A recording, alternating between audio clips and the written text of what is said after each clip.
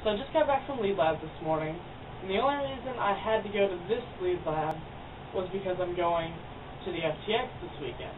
FTX, if you don't know, stands for Field Training Exercises. This FTX is only mandatory for MS3. So as an MS1 or MS2, I'm an MS1. We get to play the enemy, or we're squad fillers. And for this FTX, I get to be the enemy, which means... And there's all different kinds of things you can do. You can just sit there and they have to recon you, or you can be at a movement to contact, and the moment you spot them, you have to start pretending to kind of try to kill them, except you can't really just go straight out and kill them, because then they don't really learn anything if they all die.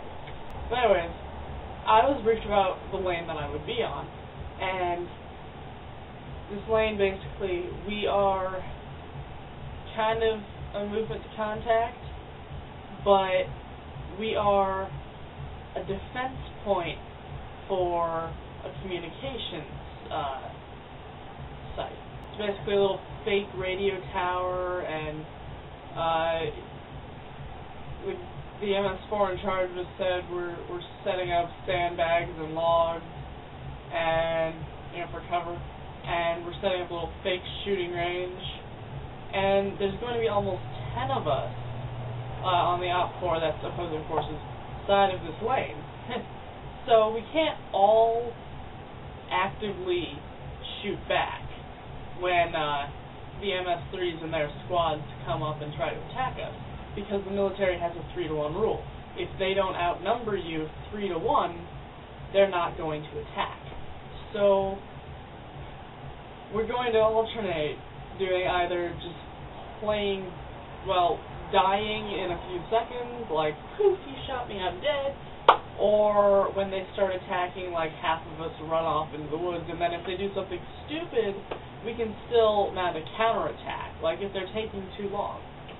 And it actually seems like it's going to be really fun, and I wasn't planning on having any footage at first, because I'm going to be out, I'm going to be marching around, I'm going to be crawling through mud, definitely mud because it's going to be raining. So I wasn't planning on having any footage, but as it turns out, since I'm Op4, I'll actually be able to have my camera there with me, and I'll probably mostly get stuff that's going on while we're not being attacked.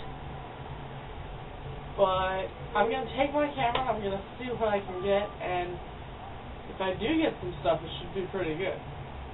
And now I just got done with our ROTC class. Yeah, last week we, for lead lab, learned claymores, without actual claymores. We basically redid that lesson today with claymores, except the kit I had was missing the little tester and the plug for the wire, and there was a hole in the bag. It was just a crappy set all around. But still, we redid that training, and we went over compasses a little bit for the new guys, because 5 of the 6 of us are going on the FTX this weekend, and, there's going to be land nav, and we'd prefer not to have our new guys get lost. So I do have good news. The military is kicking me out. But that's not going to interfere with me being an ROTC in any way. And once they kick me out, which is still going to take about 2 months, I can either rejoin in the National Guard and the Reserve, not active because it's time, but I can rejoin if I want, or I can just stay out, which, on the one hand, if I rejoined, I'd get a paycheck, I'd go to drill here, I'd get paid, I'd go to basic over the summer, and I probably wouldn't have to deal with AIT until a few years down the road, at least in the National Guard.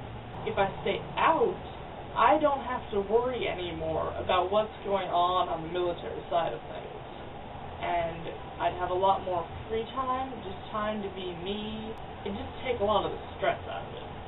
The other thing is contracting. Right now there aren't any scholarships for contracting. So if I contracted scholarship, which isn't an option right now, I would get book stipend, like $600. I'd get my monthly $300 paycheck, and I'd have all my tuition and room and board, everything, free ride, school-wise, paid for. Now, there isn't scholarship right now, so I could still contract non-scholarship. I don't even have a shot at a scholarship in the future if I do it that way, but if I contract non-scholarship, then I might be able to keep my academic scholarship, and the school will still pay my room and board. So that should about level me out to even. I'm not sure. I'll still get the $300 a month and the book stipend, but I'll have to look into it a little bit. I'll have to double check with the financial aid people, first of all, to see if that's even possible.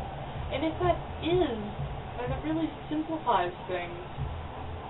And I can still work, I can still get paid, I still have an income of some kind, at least from being contracted and working, and then I can just chillax and stop worrying about being kicked out, about stuff affecting me later on. I'm not sure right now whether I'm going to re-enlist after being kicked out, or if I'm just going to stay out. Right now, I'm leaning towards staying out, just because I know how much simpler that will be. I think what it's going to come down to in the end is going to be money. So far as Greek week goes, this has dropped down to 6 now. We're still not in last. Then again, the Delts don't really participate in the Alpha Sigs. I think they gave up. I think it's the Pi Cats that we're still ahead of, legitimately. But what you're gonna do? This has actually been miraculous improvement for the Zippos. They've never started off as well as 4th before.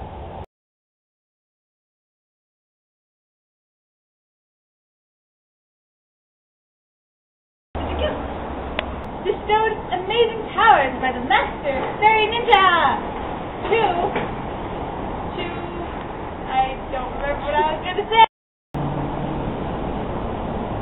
And it's amazing. And here we go.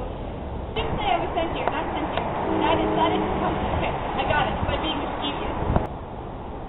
Hello, people of the human realm. I am Loisine from the fairy realm. When I came here, without other people knowing, to steal the fairies, because I am tricky. And I'm trying to deny that. So anyways, I'm going to go do homework now before this weekend. So I'll see you guys early next week, and wish me luck with getting you guys some good footage. Later.